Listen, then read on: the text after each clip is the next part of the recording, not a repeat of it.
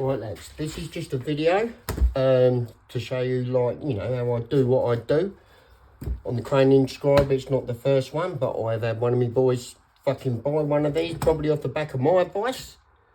So, and he has sent me a message, asked me a few questions about it. Now, any of you lads out there that fucking buy anything new or something like that going on my advice, but you know, you don't want to ask for help, you don't want to ask for advice and stuff like that. You've got to understand that there are so many fucking posts over the years that I've done where I just say I want to help a mucker.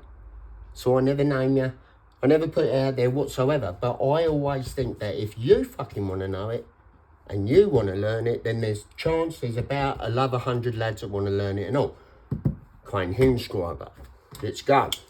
Loading it. As you first asked, the height of the pin. Now the pins, you can get the Crain hinge ones, they're really, really great, but they, you know, they can run out. But a substitute can be one of the old cork pins.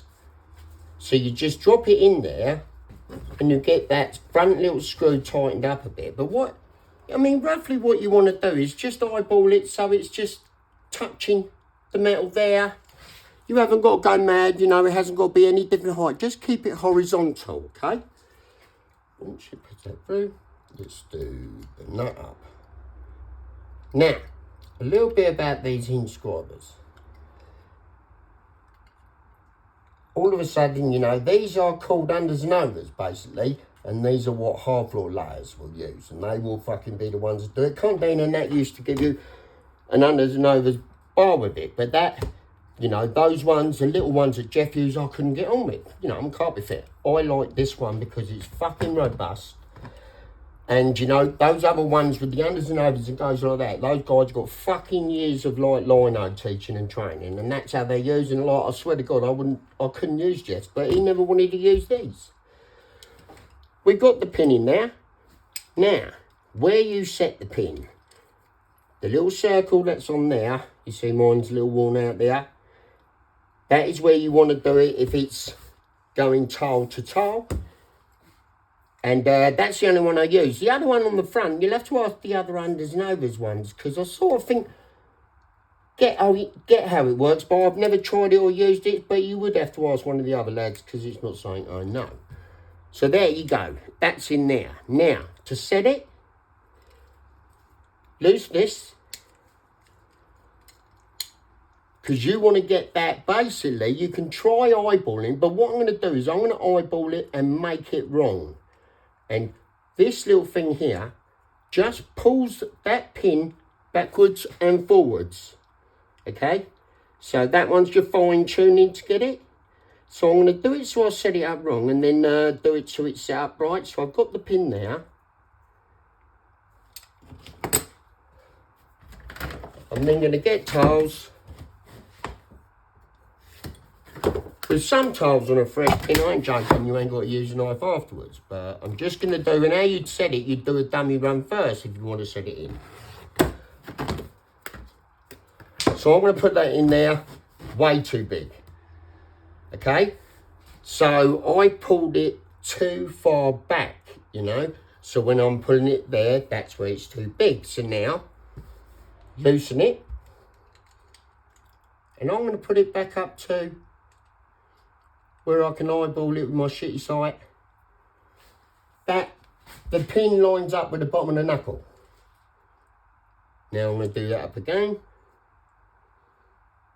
Because once you have got it that tight up there again, slightly tight, you can still finally tweak it a little bit and do it up again. So, I'll try it with another one.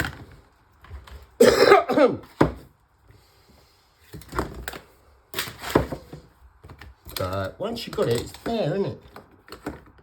It's really firm, really hard, just like the old MAWBOARDS are to use.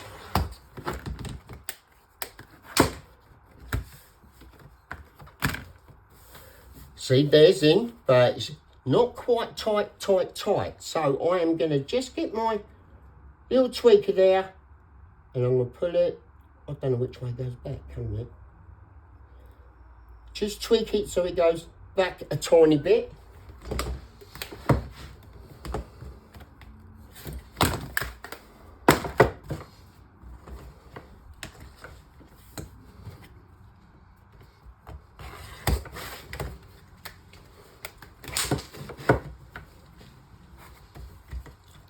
there, it's that bit. I still want it just that tiny bit compression fit. So I'm gonna, what's going on? Once you've got it set, honestly, you very rarely need to move it, but you've got to get it set first.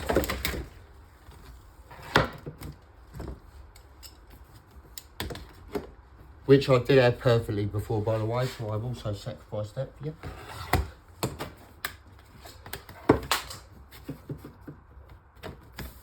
Right, so now that is giving me that nice tight compression fit that when it goes in there, I know it's going to be golden. Now, the other thing that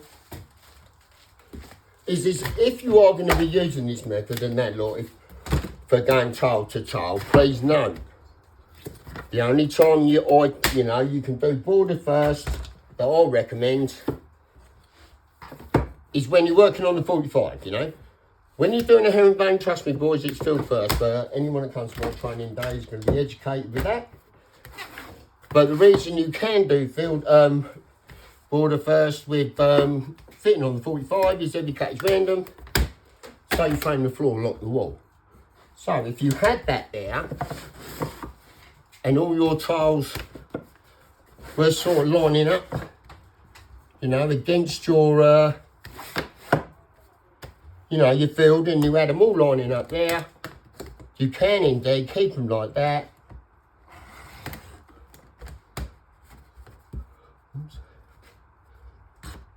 But, like I said, this is not a method I do normally because, you know, I do field first all the time. But for bullnose, pulling it round, it's absolutely stunning. So all of them will be going in there like that. Obviously, you're going to get the X-Acto tool or whatever you use. The X-Acto tool was brought to the game by the old Neil Andrews. I'm pretty sure they teach you that on all their courses when they show you it. Okay, so that will, so imagine that when that's stuck, you know, and you've done all your bits and beveling, that will go in perfectly. So, anyway, that's to the mucker that wanted to know how to use his new hinge SCRIBER. But it'll also go for everyone else, okay? Remember, if you see any of these demonstrations coming up, listen to the old demos, certain things, even that actually, they never fucking advertise that. You may well see in those training courses that the old MAWBOARDS come. Oh, by the way, lads that are getting these, well, they're basically, all of you have been getting sets recently that didn't think they were buying one of these, you've had one. We're going to carry on giving the freebies up, but you've got to think there's a naughty batch of them where I accidentally printed both, I hit the sheet and knocked it both sides, but I'm not throwing them away, they still fucking work.